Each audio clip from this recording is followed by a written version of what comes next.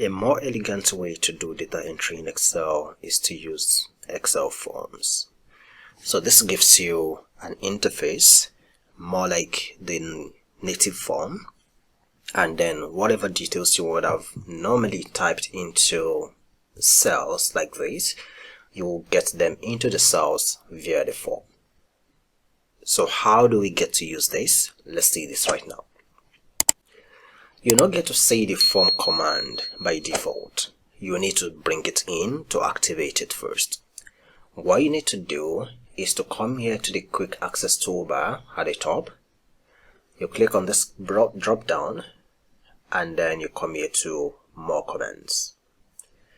When you go to more commands, because it is not part of the popular commands, so you not get to see it on the ribbon, and that's why we are here in the Excel options.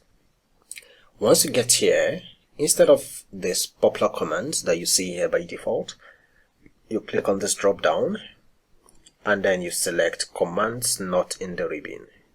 So it's either you select commands not in the ribbon, or all commands, you get to the same thing. So select commands not in the ribbon. Now I need to scroll down to F. So these are arranged in alphabetical order. Unfortunately, you cannot do a search as of this time. So scroll down to F. Once you get to F, you see form. So select form, and I'll click on add. Once you click on add, you see now that form has been added to the buttons I have on the quick access toolbar. Then I can go to click on OK. Once I click on OK, you realize that we now have a form button here that we can use from the quick access toolbar. But there are two things that we need to bear in mind, depending on the version of Excel.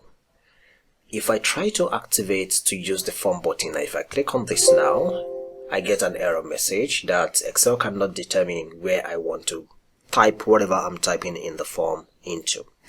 So I close this, which is the first thing I need to do is to type in a sample data here. So I need to fill at least one row here. So I'll come here to type in Mohsin. I will tab to go to the next. Then the product, I will say the product is car. Then the date, maybe I will say 21/2/2020. And then amount, I'll say 1,200. Once I have a row of data filled here now, I can stay anywhere here, and I click on the form button. You see now that I have a pop-up. I don't necessarily need to be where the next row would begin from. I probably can stay right here, anywhere from within the place that I already have a data set filled, and I click on this will still be activated. But bear in mind, if I go out of that range, I click somewhere here and I click on the form, I get an error message. So what you need to bear in mind is, number one, you need to have at least a row of data filled. Number two, you need to stay somewhere around where your data would sit. Then I click on the form now, and here we have a few buttons. So I'll click on new, and this gives me a fresh form. Then I can say that the customer name is Hamid.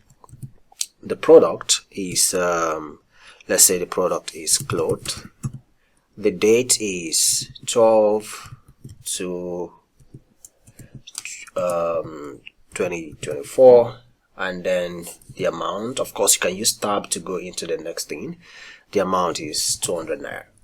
Once you're done here, you can either press enter or you click on new. So I pressed enter now, and then it immediately inserted that into this. Then I can go on to type the next thing. The next customer is Roshida. The product is, let's say the product is let's say beads.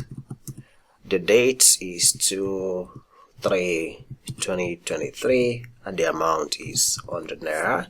So instead of pressing enter this time around, I can click on new, and that also would enter the details into this.